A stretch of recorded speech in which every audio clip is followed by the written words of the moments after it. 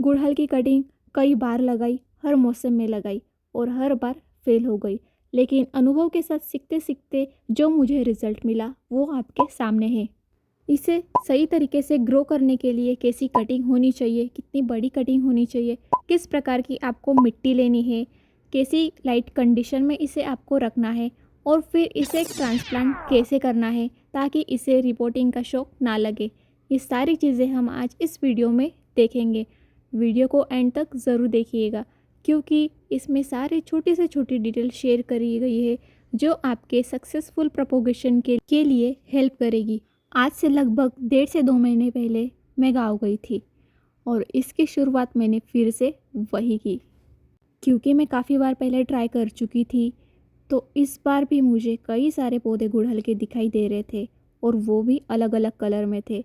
तो ये चांस मैं बिल्कुल मिस नहीं करना चाहती थी और मैंने सोचा था क्या पता इस बार शायद ये प्रोपोगेट हो जाए। और ये पेड़ भी अपने घर के थे तो मुझे ढेर सारे अलग अलग शेप में कटिंग मिल गई और मेरा मकसद यही था कि अलग अलग साइज़ में मैं कटिंग लगा पाऊँ क्योंकि मुझे देखना था कि किस तरह से ये सही से प्रोपोगेट हो पाते हैं। कटिंग तो मिल गई थी लेकिन दिक्कत थी मिट्टी की कि कहाँ से लिया जाए। जनरली हम कटिंग सॉइल मिक्सचर में बनाते हैं। जनरली हम वीडियो देखते हैं कि उसमें कोकोपीट मिक्स किया जाए, सैंड मिक्स की जाए, फलाना डिमका, ये सारी चीज़ें होती है। लेकिन गांव में ये सारी चीज़ें कहाँ से लाती। तो जो गार्डन में सॉइल थी मैंने बस उसी को निकाला और जो मेरे पास कंटेनर थे यानी कि ये खाली बोटल्स जो काफ़ी पुरानी पड़ी हुई थी उन्हीं को मैंने कट किया और इसी सॉइल को मैंने इसमें भर दिया।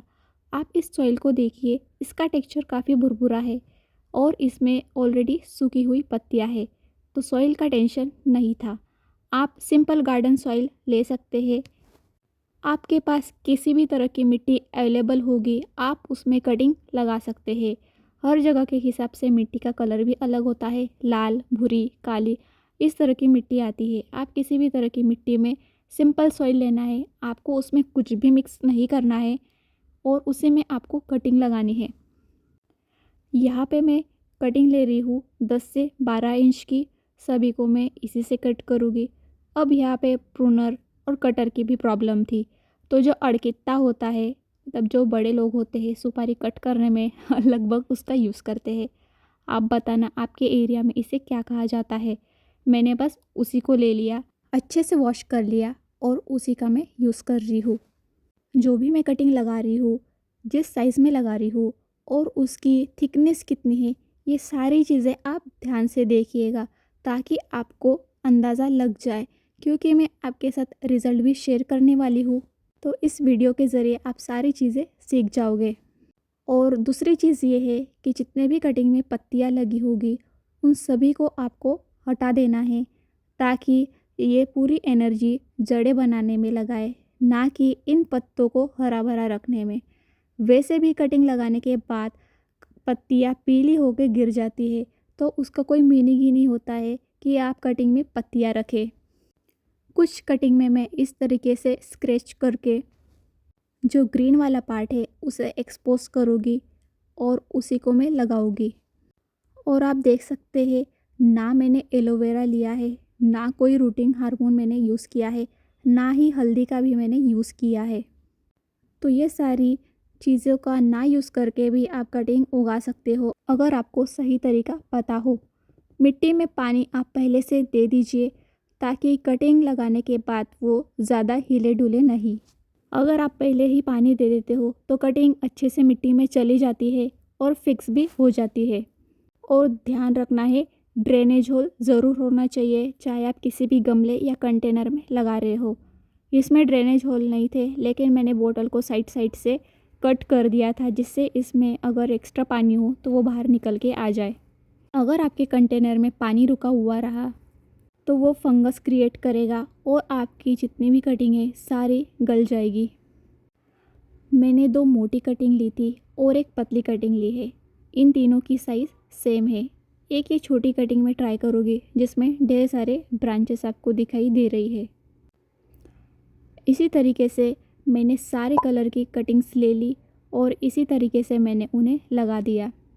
लगाने के बाद इन्हें अच्छे से दबा दीजिए, कटिंग बिल्कुल भी हिलनी नहीं चाहिए। आप चाहे लिख कर रखो, नोट करके रखो या रिमाइंड कर लो कि कटिंग आपकी हिलनी नहीं चाहिए, चाहे आप जिस तरीके से लगा रहे हो।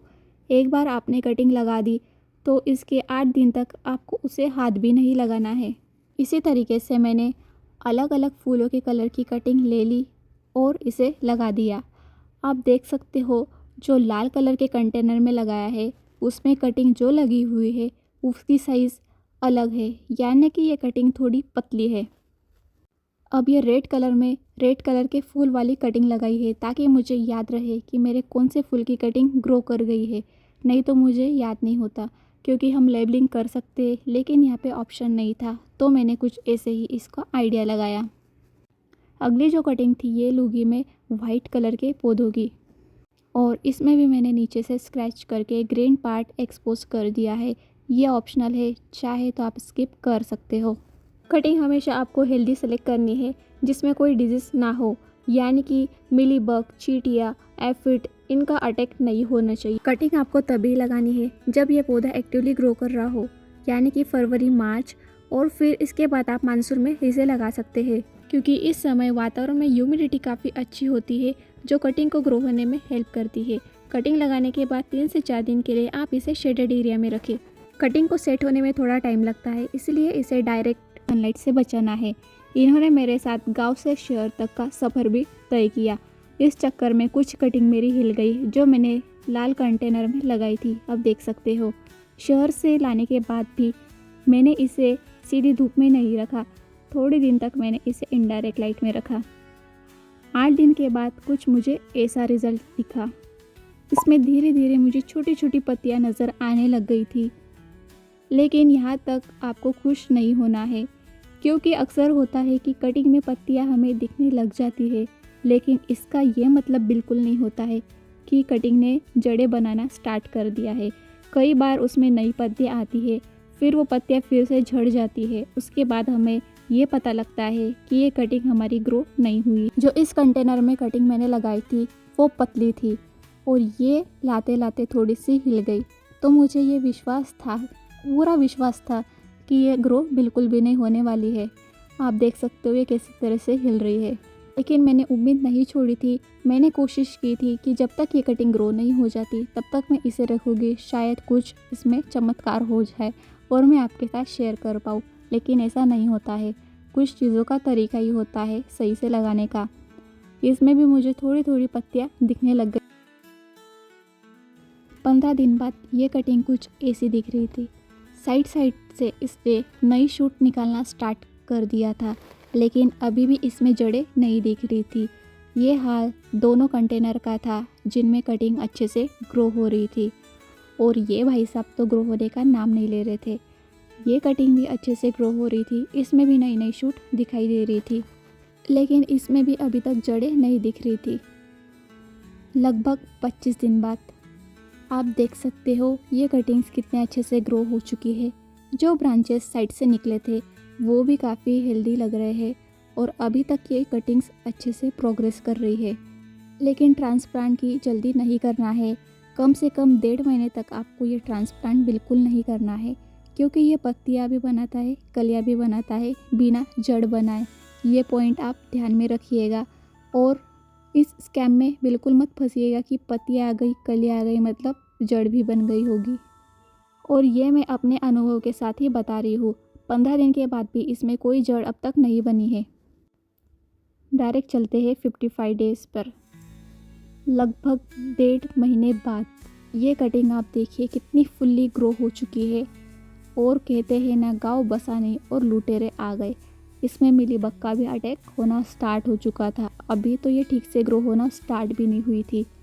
इस पौधे में कलियाँ भी बनी है और आप देख सकते हो पत्तियाँ भी कितनी खूबसूरत है। कटिंग लगाने के 3 से 4 दिन बाद आपको इसे सुबह की धूप दिखानी है। अगर इसे 3-4 घंटे की सुबह की धूप मिल जाए तो ये कटिंग आपकी सक्सेसफुली ग्रो होगी। आपको एक बात मैं बताना चाहूँगी, आप चाहे मानो ना मानो आपकी मर्ज़ी है। अगर आपकी बालकनी में या आपके गार्डन में धूप नहीं आती है, सुबह की 2-4 घंटे की हो या फिर दोपहर की हो, आप इस कटिंग को भी मत लगाना और इस पौधे को ही मत लेकर आना, क्योंकि गुड़हल के पौधे को धूप चाहिए होती है।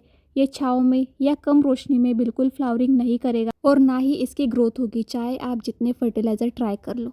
चलिए देखते हैं इसे सही से ट्रांसप्लांट करने का तरीका क्या है, ताकि ये रिपोर्टिंग के बाद मरे नहीं। यहाँ पर मैं कुछ मात्रा में लूँगी एप्सम सॉल्ट। इसमें काफ़ी अच्छी मात्रा में मैग्नीशियम और सल्फेट पाया जाता है, जो कि एक क्लोरोफिल का अच्छा सब्सटेंस है। क्लोरोफिल का उपयोग रूटिंग हार्मोन की तरह या जड़ों को हेल्दी बनाने में यूज़ किया जाता है। अगर हम रिपोर्टिंग के दौरान पौधे में ये दे देते हैं तो पौधा अच्छे से न्यूट्रिशन अब्जॉर्ब कर पाता है। सेकंड जो लिया है मैंने वो थी वुड ऐश।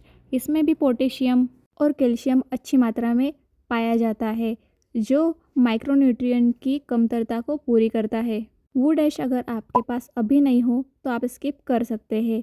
वुड ऐश का अल्टरनेटिव होता है बोन मील। अगर आप बोन मील नहीं यूज़ करना चाहते हो तो जो कोयले की राख है वो आप यूज़ कर सकते हो। यहाँ पे मैंने 10 इंच का गमला लिया है, जिसमें मैंने पहले से ही छेद कर लिया है। पौधे को हेल्दी तरीके से ग्रोथ करने के लिए यहाँ पे मैंने कुछ सॉइल मिक्सचर लिया है। इसका कंटेंट आप स्क्रीन पे देख सकते हो। क्योंकि प्लांट तो हमने अभी सिंपल मिट्टी में लगाया था, क्योंकि कंटेनर काफ़ी छोटा था। अभी हम इसे बड़े गमले में शिफ्ट कर रहे हैं, तो ऐसी मिट्टी का होना ज़रूरी है जिसमें पानी ज़्यादा देर तक ना रुके।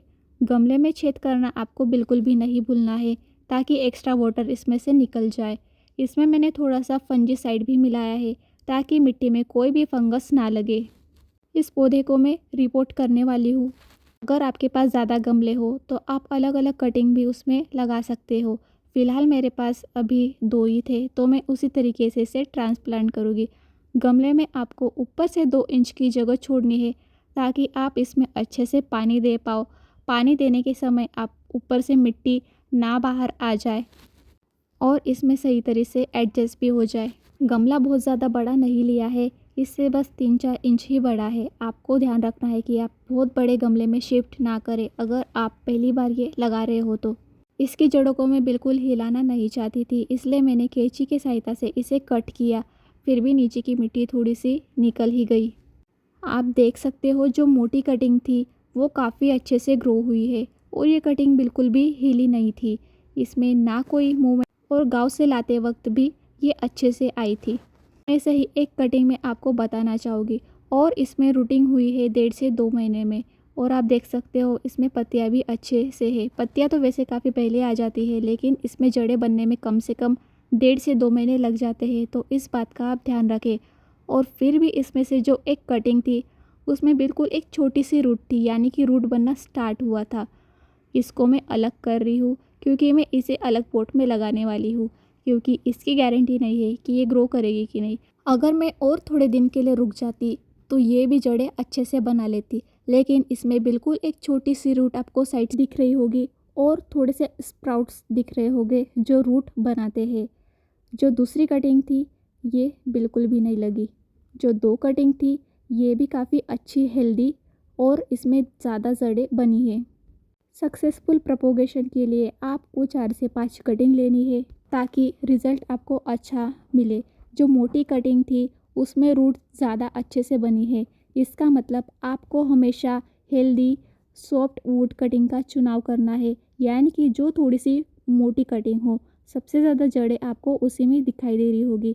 ये दोनों की जड़ साथ में फिक्स थी, इसलिए मैंने इसे डिस्टर्ब नहीं किया, नहीं तो ये ट्रांसप्लांट के बाद मर जाती। रिपोर्टिंग के दौरान जड़ें बिल्कुल भी डिस्टर्ब नहीं होनी चाहिए, बिल्कुल भी डैमेज नहीं होनी चाहिए। इस बात का आप खास करके ध्यान रखें। चाहे तो आप कंटेनर से जैसे निकाले वैसे ही इसे रिपोर्ट कर सकते हैं, बिना डिस्टर्ब किए या बिना सेपरेशन किए। बट एक गमले में ज़्यादा प्लांट ग्रो नहीं होते हैं, इसलिए मैंने इसे सेपरेट किया। जिसमें बिल्कुल छोटी जड़ बनी थी, यानी कि जड़ बनना स्टार्ट हुई थी, उसे मैं इस छोटे वाले पॉट में लगाऊंगी जो 4 इंच का था। और इन दोनों को मैं इस तरह से इसमें ट्रांसप्लांट कर चुकी हूँ। और ये दिखने में आप देख सकते हो कितने खूबसूरत लग रहे हैं। ऐसा लग रहा है बिल्कुल कि नर्सरी से मैंने नया पौधा खरीद लिया है, और ये भी काफ़ी सुंदर लग रहा है। रिपोर्टिंग के बाद आप इसे 3 से 4 दिन के लिए शेड एरिया में रखें। डायरेक्ट सनलाइट में बिल्कुल भी नहीं रखना है, क्योंकि इनकी जड़ें अभी अभी नए मिट्टी में गई है, तो सेट होने में थोड़ा सा टाइम लगेगा। रिपोर्टिंग हमेशा शाम के समय करें या अर्ली मॉर्निंग करें, यानी कि धूप निकलने से पहले, क्योंकि सनलाइट में प्लांट फोटोसिंथेसिस करते हैं तो इनकी साइकिल डिस्टर्ब हो सकती है। इसीलिए आप सही समय का चुनाव करें ताकि प्लांट की रूट्स को सेट होने में टाइम मिल जाए। देखते हैं बाकी कटिंग्स का क्या हुआ। जैसे कि मैंने ये कहा था कि ये कटिंग हिल चुकी थी, इसलिए ये बिल्कुल भी ग्रो नहीं होने वाली थी, तो ये नहीं हुई। और वैसे भी वो पतली कटिंग थी, वो ज़्यादा पतली कटिंग थी, तो इस टाइप की कटिंग आपको बिल्कुल भी नहीं लेना है। दूसरी जो कटिंग थी, इसमें आपको नए पत्तियाँ और ब्रांचेस निकलते हुए ज़रूर दिख रही होगी। ये पौधा अच्छे से ग्रो हो जाता, लेकिन बीच में मैं इसमें पानी देना भूल गई थी, जिसकी वजह से इसकी मिट्टी पूरी तरीके से सूख चुकी थी। आपको पानी का विशेष ध्यान रखना है। चाहे तो ऊपर की मिट्टी जब सूख जाए 2 से 3 इंच की, तब आप इसमें वाटरिंग करें, लेकिन ध्यान रखें कि मिट्टी बिल्कुल भी नहीं सूखनी चाहिए। इसका मतलब ये नहीं है कि आप डेली पानी दें। आप चेक कर ले पहले, ऊपर की मिट्टी अगर सूखी दिखाई दे 2 से 3 इंच की, तब आप इसमें पानी दे दें। अगर ये मिट्टी पूरी तरीके से सूख जाती है तो आपकी कटिंग ड्राई हो जाती है और ये कटिंग ग्रो नहीं हो पाती है। चाहे आप फिर बाद में ट्राई कितना भी करते रहो, अगर आपने एक बार ये गलती कर दी तो इस कटिंग को आप रिवाइव नहीं कर पाओगे।